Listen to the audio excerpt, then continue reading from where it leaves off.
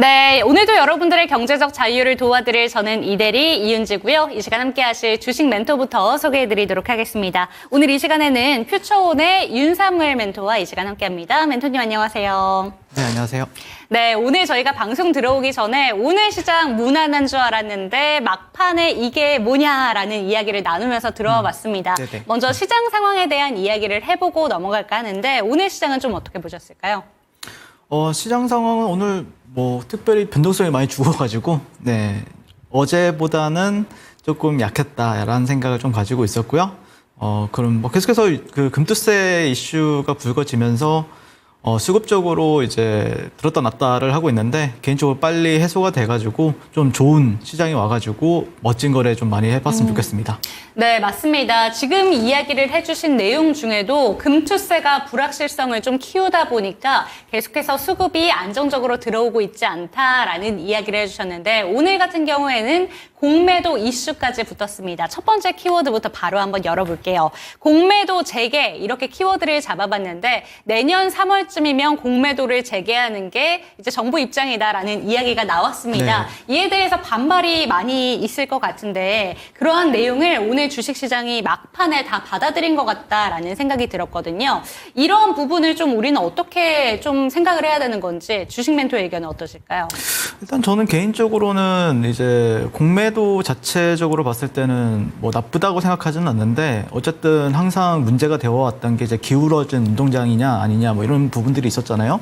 네, 그래가지고 그런 부분들이 확실하게 개선이 된다라고 했을 때는 저는 뭐 결국에는 뭐 우리도 공매도를 할 수 있기 때문에 개인적으로는 찬성한다라는 생각을 가지고 있는데 다만 최근에 그래도 좀 공매도와 관련해서 좀 이슈화가 됐던 게 하나 있었잖아요. 외국인 이제 기관 같은 경우에 공매도 상한 기간이 이제 90일 정도로 제한이 된다. 이런 거를 지금 정부와 여당에서 지금 밀고 있다. 지금 추진하고 있다라는 이슈가 있었는데 괜찮다라고 생각이 들어요. 그런 이슈로 인해서 최근에 그래도 2차 전지로 조금 반등하는 모습을 보였었고요.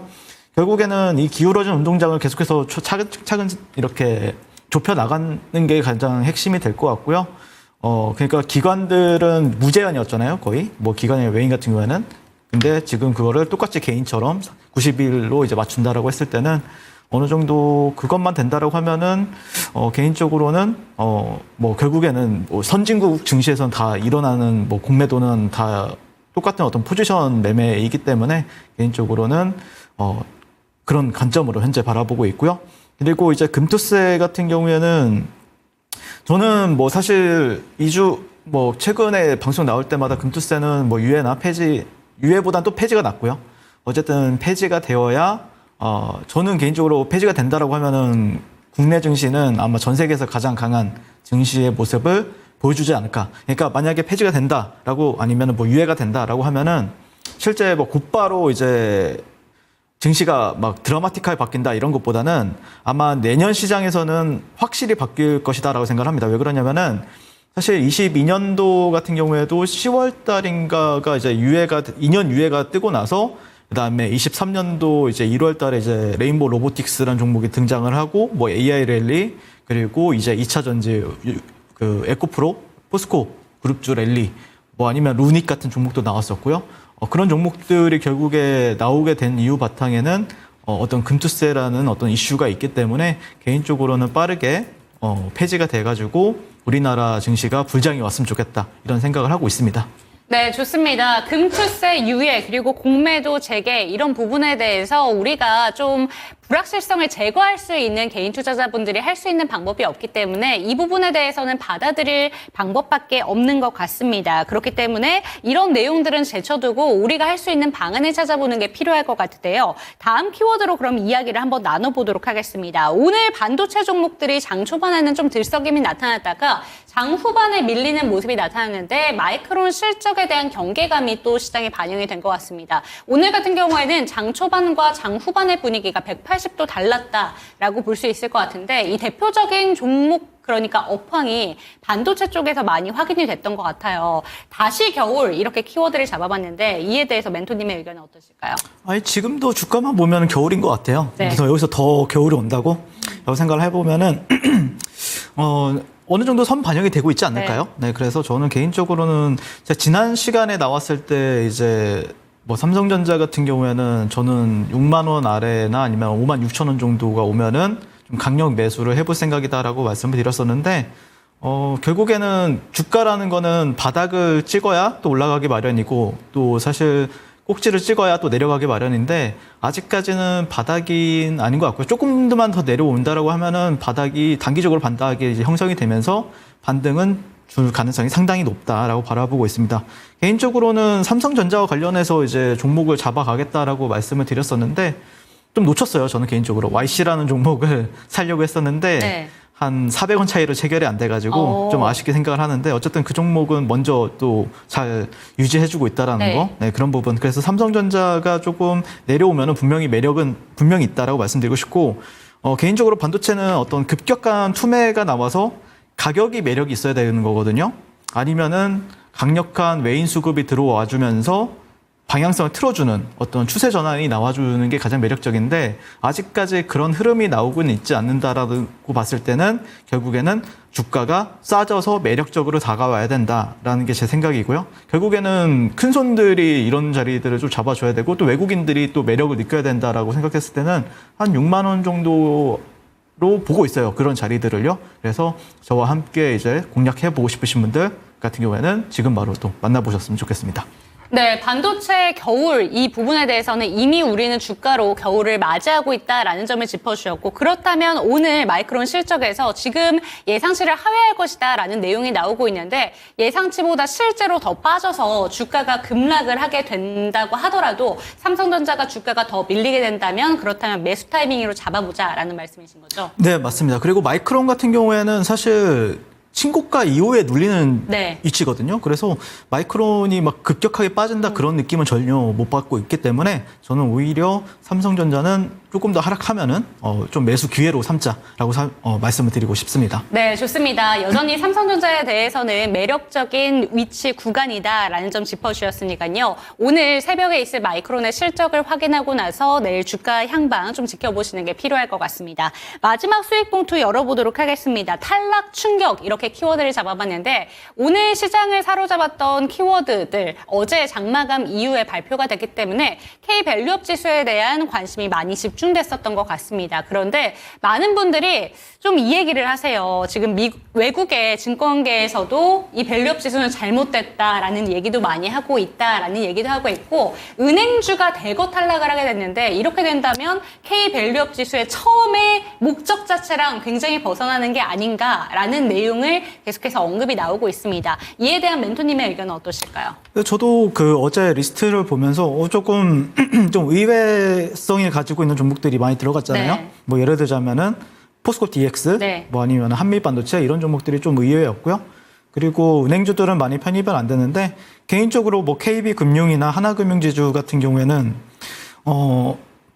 조금만 더 눌린다라고 하면 기회가 될 것 같아요. 왠지 모르는데 뭐 밸류업에 뭐 포함은 안 됐지만 언젠가 포함이 될 수도 있고요. 그리고 실제 주가가 급락을 할 만한 종목은 아니다라는 네. 관점을 현재 바라보고 있고요.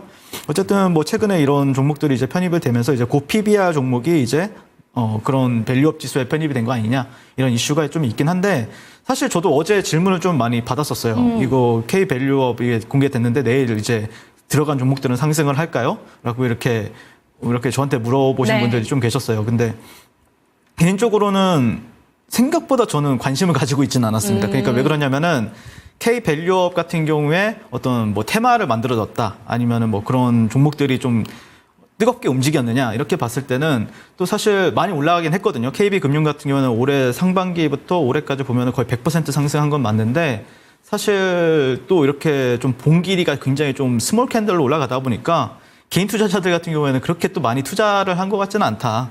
기관성이나 아니면 외국인들 투자자들 위주로 좀 올라가다 보니까 그렇게 뜨겁지는 않지 않았나라고 생각이 들고 개인적으로는 뭐 결국에는 수급으로 판단하는 게 가장 좋습니다. 만약에 오늘 이 지수, 편입이 지수가 만들어졌는데 이 지수로 관련 종목들의 수급이 들어가느냐. 그래서 지금 흐름을 보면은 우리나라 증시가 굉장히 좀 수급적으로 많이 말라 있거든요. 뭐 코스피 같은 경우에는 뭐 10조에서 11조 그리고 그다음에 코스닥 같은 경우에는 5조에서 6조 정도 이렇게 발생이 되다 보니까 거기까지 뭐 강한 수급이 들어갈 정도의 수급이 만들어지기에는 지금 현 시장의 여건이 맞진 않다라고 생각을 하고 있고, 그 다음에 어쨌든 금투세가 핵심인 것 같아요. 저는 개인적으로 그 리스크만 좀 풀린다라고 하면은 분명히 우리나라 증시는 전 세계에서 가장 강한 증시를 보여주지 않을까라고 개인적으로 그렇게 기대를 하고 있습니다.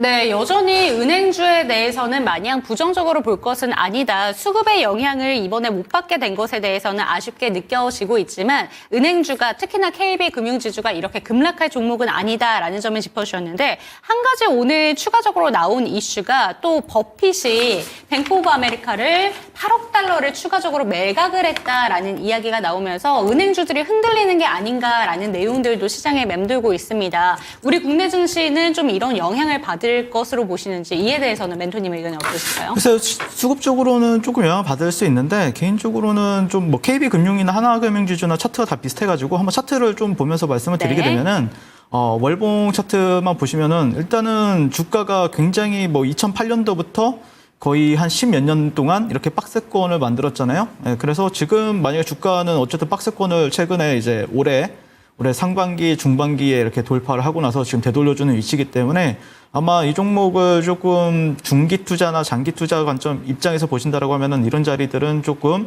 지지만 잘 된다라고 하면은 추가적인 어떤 상승 모멘텀을 작용하면서 추세적인 상승을 우리가 노려볼 수 있지 않을까 그렇게 저는 보고 있습니다. 네, 좋습니다. 마지막 수익 봉투에 대한 이야기까지 들어볼 수 있었습니다. 이런 종목에 대한 이야기들, 주식 업황에 대한 이야기들 다양하게 들어가고 싶다라는 생각이 드신다면 이제 QR코드 띄워드릴 텐데요. QR코드 카메라 갖다 대시면 링크 하나가 뜰 겁니다. 지금 나오고 있죠. 카메라 갖다 대시면 링크 하나가 뜰 텐데 그 링크를 통해서 들어오시고요. 다양한 이야기 챙겨가셨으면 좋겠습니다. 저희는 포트폴리오 진단 가지고 돌아오도록 하겠습니다.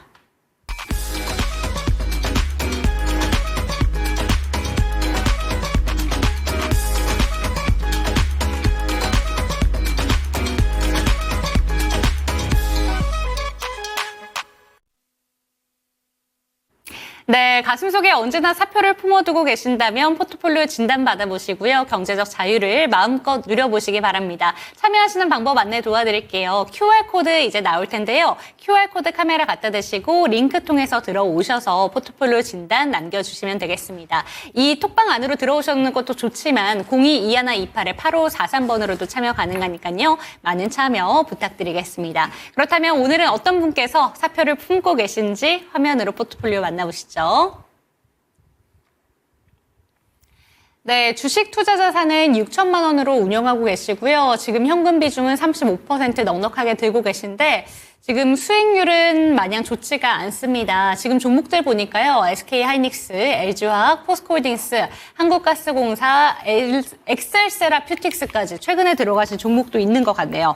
이렇게 종목들 다양하게 들고 계신데 일단은 손실 보고 있는 종목들이 압도적으로 많고요. 특이한 건 요새 SK하이닉스로 이렇게 수익 보고 계신 분들 많지 않으실 텐데 요새 본 포트폴리오 중에서는 하이닉스로 이렇게 빨간불이 들어와 있다는 게 반갑게는 느껴집니다. 사연 한번 읽어볼게요. 안녕하세요. 부수입 목적으로 주식을 시작한 지 어느새 3년이 다 돼가네요. 그런데 말이 부수입이지 거의 다 손실이라 제자리 걸음이 아니면 마이너스가 돼가고 있습니다. 매수하거나 손절할 만한 기준이 따로 없어서 이런 기준을 알고 싶습니다. 라고 보내주셨는데 우선 포트폴리오 보시면서 멘토님의 의견이 궁금합니다. 포트폴리오 전반적으로 어떻게 보실까요? 일단 그 상담 내용을 저는 좀 유심히 봤는데요. 네. 일단 제자리 걸음이다. 이런 게 사실 많은 투자자분들이 고민이신 것 같아요. 근데 저도 사실 그런 고민을 되게 많이 하던 때가 있었거든요. 그러니까 수익도 나긴 하지만 또 손실도 반복이 되면서 좀 또이또이 되는 상황. 그런 게 좀 저도 항상 고민이었었고 그러다 보니까 이제 저도 이제 많은 연구를 했었겠죠. 그러면은 고수익을 내기 위한 매매를 하셔야 돼요, 일단. 내가 만약에 조금 여유 자금을 가지고 조금의 돈을 좀 가지고 이제 좀 어떻게 보면 월급 이상의 수익만을 좀 취하겠다. 나는 이 정도로는 이제 밥은 먹고 살겠다. 이게 아니라 내가 뭔가 조금 확실하게 뭐 예를 들어서 월 1,000원의 수익을 목표로 하겠다. 뭐 아니면은 뭐 월 억대의 수익을 목표로 하겠다라고 하면은 그런 매매를 할 줄 아셔야 된다라는 게 좀 첫 번째로 든 생각이었고 그러면은 그런 종목들을 어떻게 매매를 해야 되는가라고 생각을 한다라고 하면은 결국에는 우리가 주식으로 수익을 내기 위해서는 필요한 거는 첫 번째로는 변동성이에요. 유동성이랑 변동성이다라고 보고 있고요. 그러면 변동성이 가장 좋은 구간은 결국에는 뭐 신고가 부근이나 아니면은 좀 매물대가 없는 구간들에서 거래를 하는 게 아무래도 여러분들 계좌에는 분명히 큰 도움이 될 것이다라고 생각을 하는데, 다만 신고가라고 해도 어떤 경우에는 그냥 무너지는 신고가도 많고 하다 보니까 그런 강한 신고가를 좀 선별하기가 사실 어려운 게 사실이고요. 그러다 보니까 저는 개인적으로는 투자 관점이라고 하면 철저하게 투자 관점으로 접근하시고요. 그다음에 내가 실제 어떤 월급보다 확실하게 큰 수익을 원한다라고 하면은 주식 매매에 대한 관점으로 접근하셨으면 좋겠다라고 생각이 듭니다. 그래서 일단 첫 번째 종목부터 상담을 하면 되는 건가요? 네, 좋습니다. 먼저 채팅창 분위기를 한번 읽어보니까 서단계님께서도 주식 포트폴리오는 좋은데 관리를 잘 안 하시는 것 같다라는 이야기를 해주시는데요. 지금 멘토님께서도 이 고수익을 좀 목표로 해보자라는 의견을 남겨주셨습니다. 그렇다면 바로 첫 번째 종목부터 한번 이야기를 나눠볼 텐데, 오늘 반도체 투톱의 종가가 엇갈린 채 마무리가 됐습니다. 삼성전자는 1%대 내렸는데 SK하이닉스는 오르면서 마감이 됐단 말이에요. 그렇다면 지금 현재 구간에 평단가도 아주 적절하게 들어가 계신 것 같은데 SK하이닉스 어느 정도까지 바라보면 좋을까요? 일단 대형주들 같은 경우에는 61선을 기준으로 많이들 보거든요. 61선 위냐 아래냐. 그냥 61선을 좀 지켜주고 이제 올라간다라고 하면은 추세적으로 상승을 보는 게 맞고, 61선 아래에 있다라고 하면 추세적으로는 뭐 박스권이나 하락 추세를 보는 게 맞다라는 관점을 현재 바라보고 있는데, 어쨌든 지금 평단가는 상당히 뭐 아직까지는 괜찮단 말이에요. 좋단 말이에요. 네. 그래서 지금 뭐 주가 차트를 보면서 이제 말씀을 드리게 되면은 일단은 단기적으로는 하락 추세는 좀 벗어난 모습이에요. 이런 식으로 고점과 고점들을 연결하고 봤을 때는 더 중요한 지지 라인들은 좀 지지해주면서 밑꼬리를 달면서 지지해주고 있는 모습이고요. 그래서 저는 개인적으로는 일단 상방을 간다라고 하면은 다만 61선이나 121선은 저항으로 작용할 확률이 상당히 높거든요. 그러니까 주가가 약간 이런 식으로 올라갔다가 뭐 예를 들어서 이렇게 수렴을 한다든지, 또 그리고 여기서 또 단기적으로 변동성을 보여주면서, 그러니까 이런 식으로 약간 수렴이 되는 형태를 좀 생각을 해두고 있어요. 그래서 여기서 이제 바로 가기는 쉽진 않아요. 왜 그러냐면 이평들도 많이 꼬여 있는 상황이기 때문에 개인적으로 목표 주가는 한 19만 원 정도에서 19.5만 원 정도, 19만 5천 원 정도를 여러분들이 좀 생각을 해두시고 지켜보시면 좋지 않을까라고 개인적으로 생각이 들고, 그다음에 포스코 퓨처엠을 예로 들자면은 이런 거예요. 그러니까 여기가 이제 1년선이거든요. 이 회색선이 1년선인데, 포스코 퓨처엠 같은 경우에도 보면은 1년선 부근에서 이제 지지를 받고 하니까 여기서 이제 수렴이 되잖아요, 주가가. 이런 식으로 주가가 왔다 갔다 하면서 수렴이 되기 때문에 아마 이런 흐름이 좀 나와줄 가능성이 높고요. 그 다음에 이제 방향성이 이제 수렴이 충분히 되면은 그 다음에 방향성이 크게 나올 가능성이 높기 때문에 개인적으로는 일단 어느 정도 19만 원대에서는 수익을 챙기고, 그 다음에 그 이후의 방향성을 모색해자라고 말씀을 드리고 싶습니다. 네, 좋습니다. SK하이닉스 같은 경우에는 보통 대형주를 보실 때 60일 이평선을 중점적으로 보신다라고 하시는데, 지금 현재 추세상으로는 좀 하락 추세로 가거나 박스권 위치에 놓여져 있다. 그런데 하락 추세는 조금 벗어난 종목이다라는 점을 짚어주셨습니다. 그렇기 때문에 단기적으로 목표가 보신다면 19만 원에서 19만 5천 원 정도까지는 갈 수 있는 종목이다라고 얘기하셨으니까요. 이 내용이 체크가 되셨으면 좋겠습니다.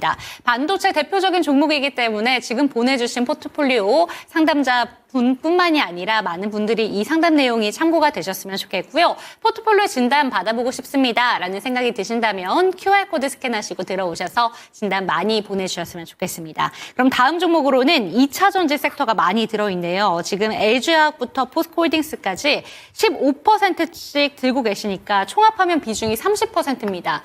그런데 지금 둘 다 손실이 크시죠. LG화학이 32%대, 포스코홀딩스는 27%대 지금 손실 중인데, 2차 전지 업황 요새 좀 그래도 긍정적인 분위기를 받아가고 있는 것 같긴 한데 네. 평단가가 높아서 손실이 좀 큽니다. 어떻게 보실까요? 이거 되게 재밌을 것 같아서 네. 저도 좀 하이라이트라고 생각하고 상담을 한번 해보도록 하겠습니다. 네. 일단 결론만 말씀드리면요. LG화학은 홀딩이에요. 오. 홀딩인데 45만 원 정도까지만 홀딩을 하시는 걸 저는 추천을 드립니다. 네. 왜 그러냐면은 이 종목이 일단은 저는 여기 지금 자리에서 매도하는 건 말이 안 되는 것 같아요. 네. 왜 그렇게 생각을 하냐면은 월봉 한번 볼까요? 네, 월봉을 조금 이렇게 조금 늘려서 보시면은 이 빨간색 그 노란색 박스가 보이시죠? 여기는 사실 10년 동안 11년도부터 20년도까지 지지를 해줬던 구간이잖아요. 근데 이 구간을 까지 이제 주가가 내려왔단 말이에요. 그렇기 때문에 이 종목은 뭐 실적 이런 거 아니면 뭐 예를 들어서 LG 엔솔 이와 관련된 이슈는 어느 정도 다 반영이 되었다라고 바라보고 있고요.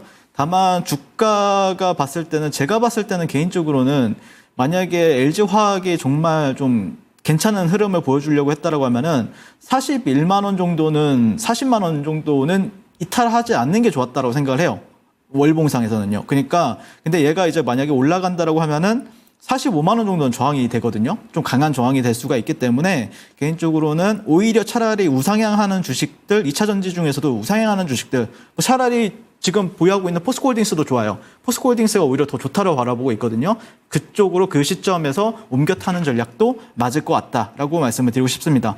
어쨌든 2차 전지는 저도 굉장히 긍정적으로 바라보고 있고 최근에 이제 방송에 나와서 뭐 에코프로 그룹주들, 에코프로나 에코프로 BM이 굉장히 좋다라고 말씀드렸었고 포스코 퓨처엠도 상당히 좋다라고 말씀을 드렸었어요. 가격 전략까지도 말씀을 드렸었는데 그런 애들은 그래도 이게 차트를 보면은 에코프로를 한번 볼까요? 에코프로를 이제 차트를 이제 월봉을 보면은 얘는 그래도 우상향이잖아요. 여전히 추세가요. 추세가 여전히 우상향 추세를 보여주고 있기 때문에 얘는 그래도 저는 개인적으로는 좋다라고 보고 있어요. 그리고 내려와도 지지받을 때가 굉장히 명확하기 때문에 이런 종목들이 이제 확실히 어떤 2차 전지의 모멘텀이나 아니면은 어떤 업황이 바뀌었을 때는 좀 빠르게 갈 수 있는 종목들이라고 저는 생각을 하고 있습니다. 그래서 저는 차라리 LG화학을 45만 원 정도에서는 매도를 하고 그 다음부터는 우상향하는 그 포스코 퓨처엠이나 에코프로 그룹주 아니면은 포스코 홀딩스도 좋다라고 말씀을 드리고 싶고 어쨌든 2차 전지 같은 경우에는 사실 미국이 지난 40년 동안 우리나라의 반도체 D램을 밀어줬었잖아요. 네. 근데 앞으로는 우리나라 2차 전지 소재를 밀어줄 가능성이 상당히 높다. 그게 핵심이다라고 보고 있고요. 다만 LG화학 같은 경우에는 월봉상 추세가 조금은 아쉽다라는 관점에서 종목을 홀딩 이후에 바꾸자라고 말씀을 드리고 싶습니다. 네, 좋습니다. LG화학에 대해서는 아주 디테일한 의견이 나왔습니다. 우선은 45만 원까지는 홀딩해야 된다. 지금 매도할 자리는 아니다라고 짚어주셨는데요. 우상향 추세를 확실히 보여주고 있는 종목들이 있기 때문에 그 종목으로 갈아타보자 의견이 나왔는데 포스코 퓨처엠, 에코프로 그룹주 제시해 주셨고 바로 다음 종목으로 또 포스코 홀딩스를 제시를 해주셨습니다. 바로 다음 종목 그럼 포스코 홀딩스는 조금 다른 의견이 나갈 것 같은데 포스코 홀딩스 같은 경우에도 지금 현재 구간에 거의 30% 가까이 손실을 보고 있는데 우선은 긍정적인 의견이 나왔기 때문에 이 종목은 완전히 다른 의견이 또 나갈 것 같습니다. 포스코홀딩스는 어떨까요? 포스코홀딩스는 강력 홀딩이고요. 네. 추가 매수 가능하다. 이렇게 말씀드리고 싶습니다. 네, 그러면 LG화학이 지금 현재 구간의 비중이 15%인데 45만 원까지만 홀딩을 하고 이후에는 매도하자 그랬잖아요. 포스코홀딩스 같은 경우에는 그럼 몇 %대까지 비중을 늘릴 수 있는 건가요? 저는 개인적으로는 10% 정도는 추가 매수 가능할 것 같고요. 그런 이유가 있겠죠, 그러면은. 네, 이유에 대해서 한번 설명을 드려보도록 하겠습니다.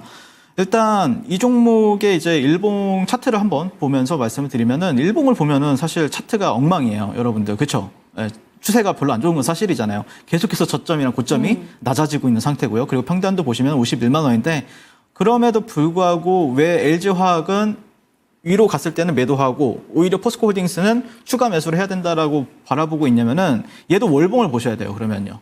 월봉을 보시면은 일단 저도 이거를 왜 이게 있는지 모르겠는데 작년에 저도 열심히 이 종목을 가지고 매매했으니까 이게 있었나 봐요. 그래서 그러면 지금 현재 보면 주가가 얘가 원래는 얘가 조금 올해 차트를 보면은 그래도 우상향 해주고 나서 나중에 한 2007년도에 고점 형성하고 그리고 한 10 몇 년 동안 이렇게 하락 추세를 보였단 말이에요. 근데 그 주가를 최근에 이렇게 돌파를 하고 나서 지지받고 이렇게 상승을 했잖아요. 강하게 한 70만 원, 76만 원대까지 상승했었는데 사실 최근에 여러분들이 좀 당황스러운 게 월봉으로 보면 이게 월봉 그냥 일반 차트는 아니고 여러분들이 일반 차트는 이걸 이렇게 보이실 거예요. 이렇게 보이시죠. 근데 제가 본 거는 이제 로그 적용해서 보면은 여기 보면은 여기가 이제 저 지지란 말이에요. 지지 구간이란 말이에요. 여기가 지지 받았을 때 다음 저항 구간까지 올라갔던 가격대란 말이죠. 근데 거기가 지지를 못 받았어. 그러니까 여러분들 약간은 여기가 그럼 다시 저항이 되는 거 아니야? 이 생각을 하실 수가 있는데 그렇지가 않고 이건 트렌드 지지를 봐야 돼요. 트렌드 지지. 그러니까 예전에는 이런 식으로 저항을 두 차례 받았었고 이런 데는 지지를 받았잖아요. 그리고 이거 이제 평행 채널이라고 하는데 채널적으로 지금 지지를 받고 있단 말이에요. 그리고 이 월봉이 끝나기까지도 지금 단 몇 거래일밖에 안 남았다며. 그래 이렇게 만약에 상승 장악형 캔들로 마감이 된다라고 하면은 여기는 지지의 구간이 맞다. 그렇기 때문에 저는 개인적으로 하락 추세가 아니라 이제는 상승 추세나 최소한의 어떤 여기 이 안에서의 어떤 변동성을 우리가 생각을 하셔야 된다는 거죠. 그래서 저는 개인적으로 포스코 홀딩스는 오히려 강력 홀딩이거나 아니면 지금 시점에서 매수하기에는 굉장히 좋은 시점이다라고 말씀을 드리고 싶고 결국에는 뭐 예를 들자면 이런 거예요. 그러니까 이거는 어디든지 마찬가지예요. 뭐 예를 들어서 오늘 핑거라는 종목이 움직였잖아요. 핑거라는 종목을 이제 분봉으로 볼게요. 분봉으로 보면은 얘가 오늘 저도 여기에서 여러분들한테 말씀을 드렸었는데 11,500원이 중요하다 이렇게 말씀드렸었고 이렇게 오늘 거의 상한가까지 갔었는데 보시면은 여기가 사실 이렇게 지지가 되고 여기가 저항이란 말이에요. 근데 저항 자리를 돌파하고 나서 리테스트라고 합니다. 이거는. 그러니까 여기 정고점 부분에서는 당연히 저항을 받습니다. 주가라는 게. 정고점 포스코홀딩스랑 똑같아요. 76만 원짜리랑 저항 받고 내려왔는데 물론 일봉으로 보면은 이게 추세적인 하락이 맞는데 월봉으로 보면은 상승 이후에 되돌림이라는 거죠. 되돌림 이후에 지지받고 더 상승하는가 이 부분에 대해서 중점을 둔다라고 하면은 저는 포스코 홀딩스는 지금 구간은 오히려 리테스트 자리다. 하락은 일봉상에서 하락은 맞지만 월봉상에서는 그냥 되돌림 이후에 다시 한 번 더 지지받고 상승하는가 이 부분에 대해서 시장 참여자들이 나중에 해석을 할 거기 때문에 저는 오히려 포스코 홀딩스는 오히려 매수 관점으로 강력 매수 관점으로 아니면 강력 홀딩 관점으로 보시고 그래서 개인적으로는 그랬을 때 지지 받았을 때는 다시 종고점 부근까지는 또 어느 시점이 되면 다시 상승할 가능성이 상당히 높다라는 관점에서 포스코 홀딩스는 마무리하도록 하겠습니다. 네, 좋습니다. 같은 2차 전지 섹터 내에서도 포스코 홀딩스 같은 경우에는 강력 홀딩 의견이 나왔습니다. 그리고 지금 자리에서도 충분히 매력적인 가격대다라고 진입을 얘기를 해주셨고 오히려 지금 현재 구간에 포스코 홀딩스 같은 경우에는 10% 정도 추가적으로 매수하시는 것도 긍정적으로 바라보시니까요. 이 내용까지 참고가 되셨으면 좋겠습니다. 이렇게 포트폴리오 진단에 대해서 나도 한번 받아보고 싶습니다라는 생각이 드신다면 QR코드 스캔하시고 들어오시면 되겠고요. 저희 채팅창에서도 지금 주식 상담이 올라오고 있는데 저희 프로그램에서는 포트폴리오 전반적으로 좀 봐드리고 있으니까 이러한 내용들까지 참고가 되셨으면 좋겠습니다. 그럼 다음 종목으로는 한국가스공사 한번 살펴보도록 할게요. 대왕고래 프로젝트를 앞두고 이 종목이 정말 변동성이 강합니다. 오늘 같은 경우에도 살짝은 밀리는 분위기였는데 장 초반까지만 해도 대왕고래 프로젝트 관련해서 좀 긍정적인 이슈가 속보로 전해져서 좀 맞아요. 오르지 않을까 했는데 결국에는 좀 반영이 안 되더라고요. 아직까지 좀 시간이 남아있기 때문에 그런 건지 어떻게 보실까요? 일단 저는 개인적으로 대왕고래 테마 같은 경우에는 결국 석유나 어떤 가스의 존재 유무가 중요한 건 아니라고 생각을 하고 있고요. 언제 이제 첫 시추에 들어가서 첫 삽을 이제 뜨느냐 이게 아마 단기 모멘텀의 핵심이라고 생각을 합니다. 아마 그때가 되면은 종고점이 되었든 아니면 그 이상이 되었든 단기 고점은 형성이 될 거라고 생각을 하고 있고요. 아무래도 이 종목이 여러분들이 좀 저도 상당히 기대를 많이 했었거든요. 이 테마 같은 경우에는요. 근데 이게 좀 기간이 길어요. 다른 어떤 일정적인 부분에 있어서 일단 12월에서 1월 사이에 이 시초 지점으로 이동을 해가지고 탐사 시추를 개시한다. 네. 그러면 벌써 한 2개월에서 3개월이 남은 거잖아요. 거기다가 결과 발표까지 본다라고 하면은 약 1년짜리 테마입니다. 시작 전부터. 올해 이제 6월 달부터 시작했으니까, 내년 뭐 5월달, 6월달에 끝난다라고 보면은 근데 약간 진행사항 같은 경우는 약간 늦단 말이에요. 그러다 보니까 이게 추가적인 모멘텀 차라리 그 아브리오 박사 있죠. 박사분이 차라리 한국에 다시 들어와가지고 한번 이렇게 인터뷰하고 하면은 오히려 수급이 좀 강하게 나오지 않을까. 네. 그때 시점을 한번 우리가 노려봐야 되지 않을까라고 저는 개인적으로 그렇게 바라보고 있고요. 그다음에 이 종목도 일봉도 중요하긴 한데 일봉은 뭐 이렇게 보면 무슨 컵핸들 같다 약간 이런 느낌을 받는데 어쨌든 뭐 5만 원대 중반 가격을 넘어가는 게 핵심이 되겠죠. 그리고 월봉 이것도 중요해요. 저도 이게 왜 월봉이 중요하냐면은 이 종목도 지금 이게 신고가 종목은 아니단 말이에요. 네. 그러니까 저항이 있어요, 여러분들. 그러다 보니까 시원시원하게 못 가고 그다음에 결국 시원하게 가기 위해서는 모멘텀이나 어쨌든 수급이 반영이 돼야 되는데 수급도 그렇게 시원찮게 터지는 편은 아니거든요. 그래서 어쨌든 지금 보유 관점은 맞는데 일단 이 파란 라인을 보면은 이런 식으로 이제 저항, 여기는 지지예요. 지지가 받았잖아요. 이런 데서 지지를 여러 차례 받았던 이력이 있고 그걸 이제 평행 채널로 이제 확인해 보면은 여기선 저항을 받았다. 근데 그 구간을 넘어가긴 했단 말이에요. 그걸 올해 6월 달에 넘어갔었고요. 그다음에 이후에 여기를 이제 지지 테스트를 하고 있는데 그러면 가격대가 4만 원대 한 4만 2천 원, 4만 3천 원 가격대, 4만 4천 원 가격대는 지지로 작용을 하긴 한단 말이에요. 그러니까 개인적으로 이제 5만 원, 5천 원이나 5만 원대 이제 5만 4천 원 정도는 저항이고요. 그러다 보니까 결국에는 이런 데는 돌파될 때는 강한 거래량으로 돌파가 되는 게 정석입니다. 그렇기 때문에 그러면 추가 모멘텀이 확인이 필요하고 이 구간이 저는 개인적으로 그러니까 팔 수는 없어요. 팔기엔 또 되게 예매해요. 네. 뭐 손절하기도 예매하고요. 그러니까 홀딩은 맞다. 홀딩 맞고 만약에 거래량이 들어온다라고 하면은 그때 여기를 확실하게 넘어가는 시점에서 여러분들이 추가 매수 관점으로 대응하신다라고 하면은 충분히 종고점까지는 종고점이 이제 8만 원대잖아요. 그러니까 8만 원까지는 홀딩 하셔서 충분히 수익 낼 수 있는 종목은 맞다라는 관점을 현재 바라보고 있고 다만 여러분들이 생각하셔야 되는 게 다른 어떤 일정 매매를 한다라고 하면은 뭐 예를 들어서 2주짜리 일정이 있다. 아니면 뭐 한 달짜리 일정이 있다라고 하면은 그거에 맞게 시세가 이제 이루어지거든요. 근데 이 종목은 아무래도 6월 달부터 시작해서 내년 최소 못해도 5월 달까지는 이어지다 보니까 그런 거에 대해서 조금 넓게 생각하면서 일정을 생각하고 또 추가적으로 계속해서 떡밥을 던져주긴 하거든요. 뭐 정부에서 리딩하고 있는 기업이 있잖아요. 네. 시스테마가. 그렇기 때문에 그런 흐름이 나왔을 때 판단해가지고 여러분들 매매하신다라고 하면 충분히 수익 볼 수 있는 종목이 되지 않을까. 개인적으로 그렇게 바라보고 있습니다. 네, 아직까지는 손실이 나고 있는 종목이지만 정부가 리딩해주고 있는 프로젝트에 참여하는 그런 수혜를 볼 수 있는 종목이기 때문에 한국가스공사도 수익권으로 빠져나올 수 있다는 점 체크가 되셨으면 좋겠습니다. 마지막으로 남아있는 종목도 어제 정부 키워드가 붙으면서 어제 상한가를 기록했었던 종목이었는데요. 오늘은 좀 반납한 모양새입니다. 엑셀 세라피틱스 체크해 볼 텐데 이 종목은 상장한 지 얼마 되지 않은 종목인데 상장하고 나서 주가가 제일 고점이었다가 좀 밀려 내려왔고 지금 그래도 한 상장 초까지의 그 주가를 회복하기 위해서는 30% 정도 주가가 상승하면 되는데 네. 정부에서 이번에 참여 프로젝트 33조 인공혈액 프로젝트 이런 내용이 나오면서 어제 상한가를 갔잖아요. 맞아요. 이게 몇 번 더 수급이 붙어주면 충분히 고점까지 회복 가능하지 않을까라는 기대감을 갖고 갈 것 같은데요. 맞아요. 바이오 종목이기도 하고 어떻게 보실까요? 맞아요. 이게 그 9월 10일 날 그 중국의 바이오 어떤 제재, 뭐 생물보안법이 네. 통과가 되면서 그때 당시에 또 이 종목이 상한가를 갔어요. 그래서 그때 당시에 저도 매매를 했었고 상따도 했었던 걸로 기억하고 네. 상한가 다음 날에도 또 매매를 했었던 걸로 기억을 하는데 저는 그때 당시에 이제 세계 최초 무혈전 화학 조성 배지를 개발한다 이런 이슈가 있으면서 상한가를 갔던. 그러니까 이 종목이 상한가 잘 가요. 이게 분홍색 화살표가 뭐냐면은 뭐 별거 아니에요. 그냥 상한가 갔으면 분홍색 화살표가 나옵니다. 네. 이거죠. 근데 보면 최근에 상한가를 4번 갔잖아요. 이 뜻은 뭡니까, 여러분들? 끼가 좋다. 이렇게 보시면 될 것 같고요. 그 다음에 어제 같은 경우에는 뭐 33조 키워드를 붙였는데 이게 33조 키워드가 말이 안 될 수도 있어요.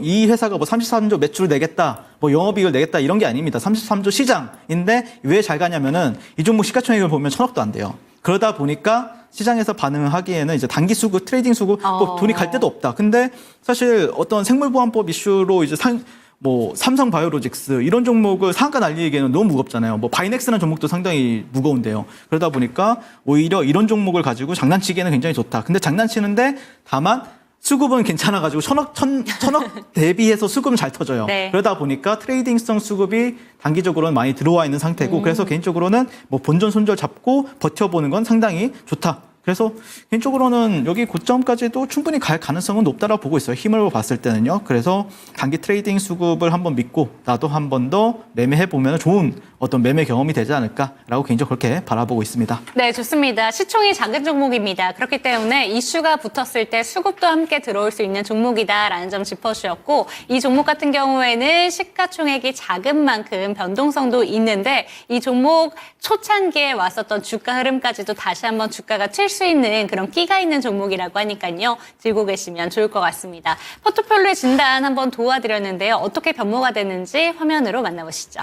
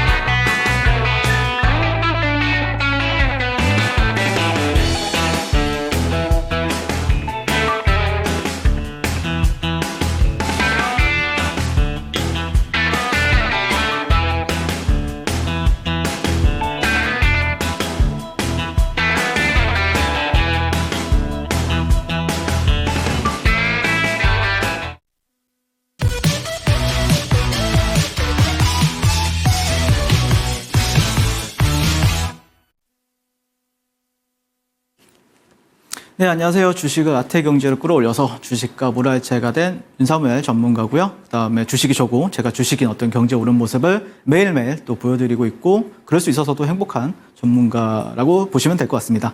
그래서 저는 어떤 매매를 하고 있는지 그리고 여러분들이 저와 함께 했을 때 어떤 메리트가 있는지에 대해서 한번 설명을 드려보고 또 요즘 시장에서도 좀 잘 나가는 매매법에 대해서도 한번 설명을 드려보도록 하겠습니다. 일단 저 같은 경우에는 빠른 회전율 그리고 철저한 리스크 관리를 통해 가지고 조금 원사이클 매매를 하고 있다고 보시면 될 것 같아요. 어떤 식으로 하는지 한번 살펴보도록 하겠습니다. 일단 저는 제가 가장 좋아하는 매매는 이제 38광땡 수급주 매매 전략이라고 하는데요.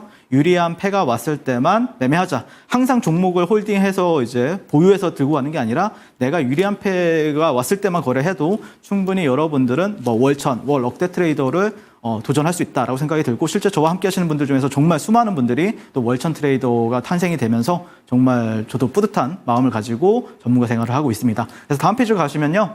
일단 저는 일단 차트도 중요하고 재료도 중요하고 수급도 중요하죠.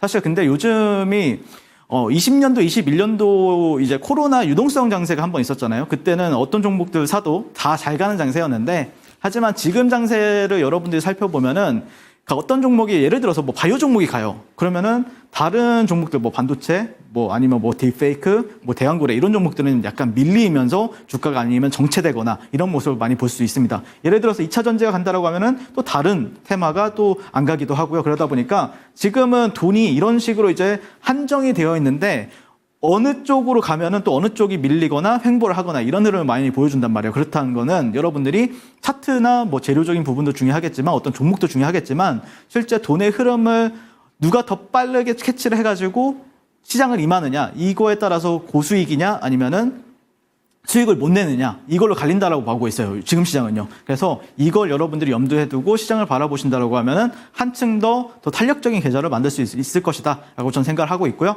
다음 페이지로 넘어가도록 하겠습니다. 그래서 그러면은 가장 탄력적인 어떤 주도주를 우리가 공략을 해야 되겠죠. 그랬을 때 제가 이제 아침 7시 반에서 8시 사이에는 아침마다 오늘 시장에서 지켜봐야 되는 핵심적인 주도 종목들 그리고 오전장이 끝나게 되면은 11시 반에서 12시 사이에는 오전 주도 섹터 이거를 여러분들한테 알려드리고 있고 그다음에 장이 끝나면은 사실 2,500개의 종목이 있는데 사실 2,500개의 종목을 다 볼 필요는 없거든요. 저 같은 경우에는 다 안 보고 그냥 가장 강한 탑 랭킹 탑5 안에 드는 종목만 거래를 합니다. 보통 유한양행, 고려아연, 젠백스, 영풍정밀 이런 종목들이 있잖아요. 이런 종목들 위주로만 공략을 하고요. 실제 주가는 좀 높이 있어요. 그런데 사실 매매를 하다 보면 굉장히 안정적으로 매매할 수가 있다라고 저는 생각을 하고 있고요. 왜 그러냐면은 추정수익이 많기 때문이다라고 저는 생각을 합니다. 그래서 한번 어떤 식으로 매매가 가능한지에 대해서 한번 설명을 드려보도록 하겠습니다. 네, 다음 페이지로 넘어가세요. 38광땡 수급주 매매 조건이 있는데요. 사실 이거는 제가 시간이 한정이 되어 있잖아요. 그러다 보니까 한 10분 정도만 제가 설명을 해드리고 사실 좀 더 디테일한 거는 제가 이제 이메일을 통해서 제가 1시간짜리 영상을 제공을 해가지고 여러분들한테 지금 시장에서 가장 확실한 유리한 패에 대해서 알려드릴 테니까 지금 바로 저 윤사무엘과 함께 해보시면 좋을 것 같습니다. 자, 일단 38선 위에 형성 시 매수 전략을 저는 취하고 있는데 사실 제가 보통 상한가 제조기 아니면은 VI 제조기라는 별명을 달고 사는데 그런 이유 바탕에는 제가 보통 이제 일주일에 상한가도 3-4개씩 잡고 VI 가는 종목은 하루에도 수없이 잡아낸다 보니까 공통점이 있어요. 보통 이제 38선이라는 게 있는데 그러니까 주가가 이제 올라가면은 저가가 있고 고가가 있잖아요. 저가와 고가 있을 때 눌렸을 때 주가가 거의 50% 절반까지 내려오면은 그 종목은 보통 상한가나 아니면은 예를 들어서 2차 VI를 가는 경우가 좀 많이 없습니다. 확률상. 그러니까 주가가 저가와 고가로 올라갔을 때 최대한 한 40% 정도까지만 눌렸다가 재차 올라간다. 그러면 다시 한 번 더 직전 고가를 뚫어내면서 올라간다라고 보시면 되는데 그런 게 이제 38선 위에 형성 시에만 매수 전략을 취하고 있다라고 보시면 될 것 같고요.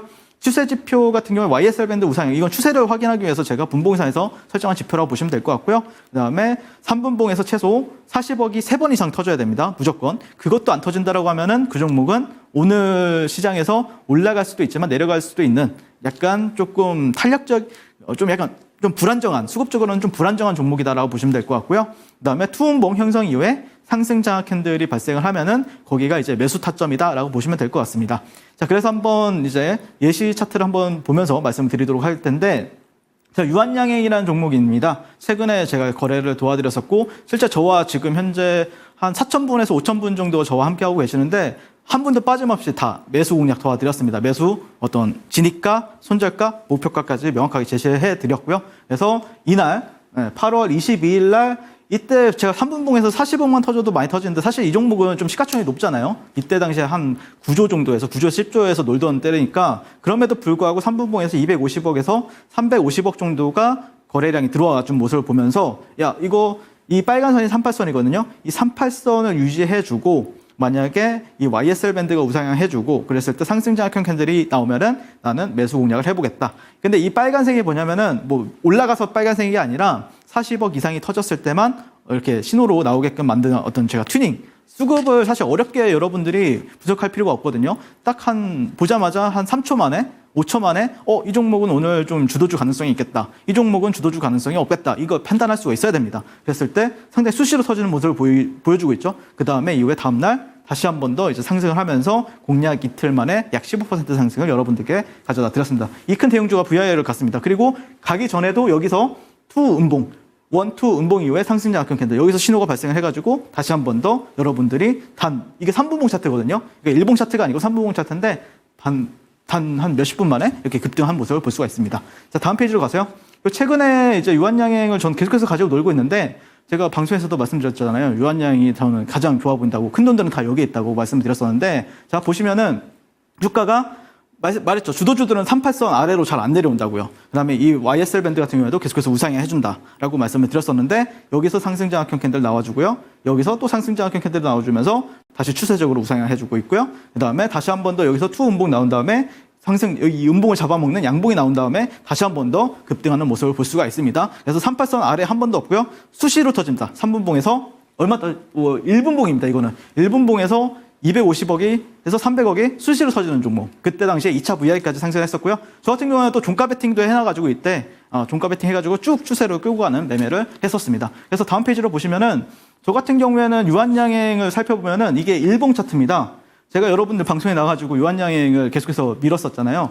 근데 보시면 이때가 이제 8만 원, 이때가 아마 8월 말이었을 겁니다. 8월 말에 8만 원, 그리고 지금 현재 15만 원, 16만 원 하잖아요. 근데 8만 원대부터 계속해서 제가 분위기를 읽고 나서 매일매일 사고 팔고 하는 모습을 볼 수 있습니다. 제가 매매한 건 아니고 실제 저와 함께 하시는 분들의 매매 일지를 제가 가지고 왔고요. 실제 어제 15분봉 차트도 보시면은 매일 이 저점에서도 사고 또 돌파할 때도 사고 그러면서 또 고점에서 매도하고 이런 식으로 계속해서 매매를 한다라고 보시면 될 것 같고 이것도 보시면 똑같죠. 차트가 똑같습니다. 왜 그러냐면은 제가 여러분들과 함께 매매를 하고 있기 때문에 제가 다 컨트롤하고 있고 또 적절한 시점에 가장 수익 볼 수 있는 확률에 있을 때만 제가 거래를 도와드리고 있기 때문에 일봉 차트에서 보면은 다 바이 앤 셀이 다 비슷한 모습을 볼 수가 있고요. 어제 이분 같은 경우에도 여기서 사가지고 15만 원대에 사가지고 또 16만 원대에 파는 모습을 볼 수가 있는 거죠. 그래서 여러분들이 탄력적인 계좌를 원한다라고 하면은 탄력적인 매매를 하셔야 됩니다. 그러려면은 그런 조건에 대해서 제가 여러분들한테 말씀을 드리는 거고요. 네, 다음 페이지로 넘어가서 그러면은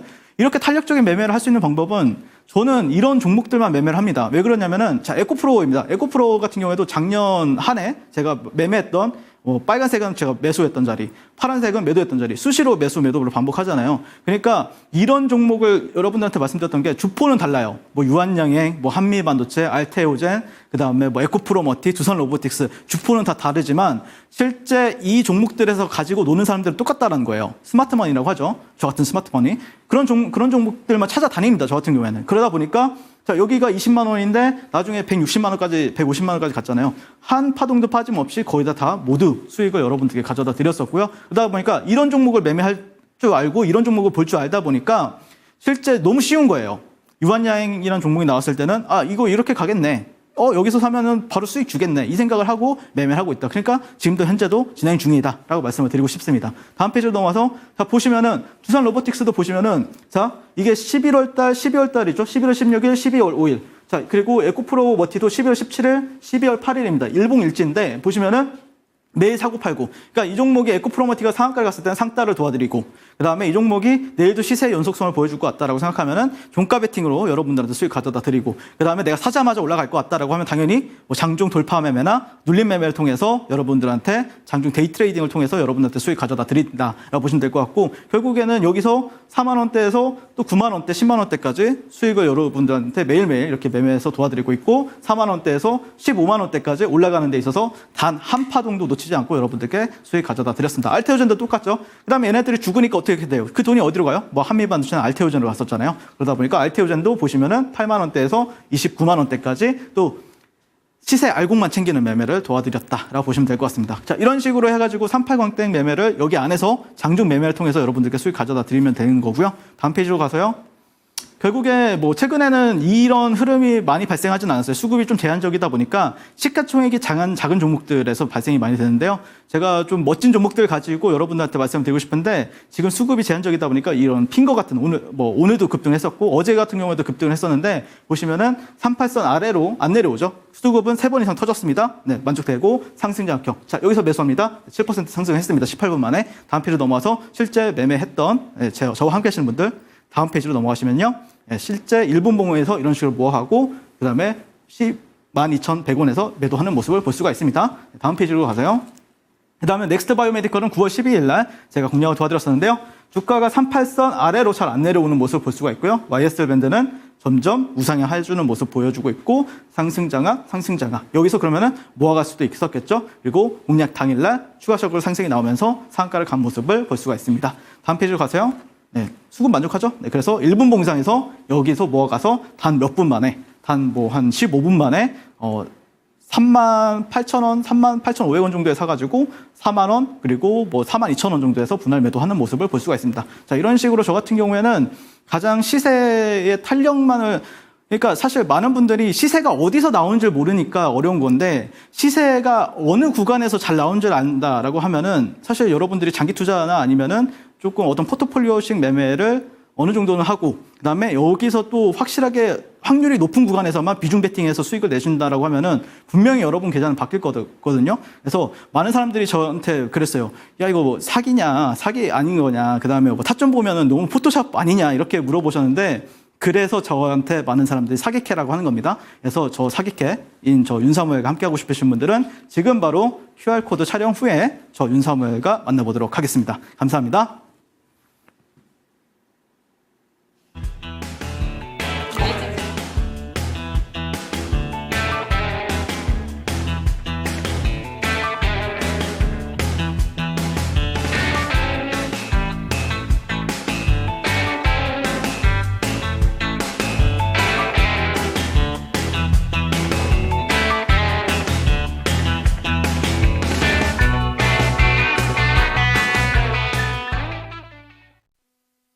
네, 주식 투자를 아트의 경지로 올리고 싶다라는 생각이 드신다면 QR코드 통해서 들어오셨으면 좋겠습니다. 저희 멘토님과 함께 하시길 바랄게요. 그렇다면 내일장 전략 한번 여쭤보도록 하겠습니다. 내일은 어떤 부분에 집중해 보는 게 좋을까요?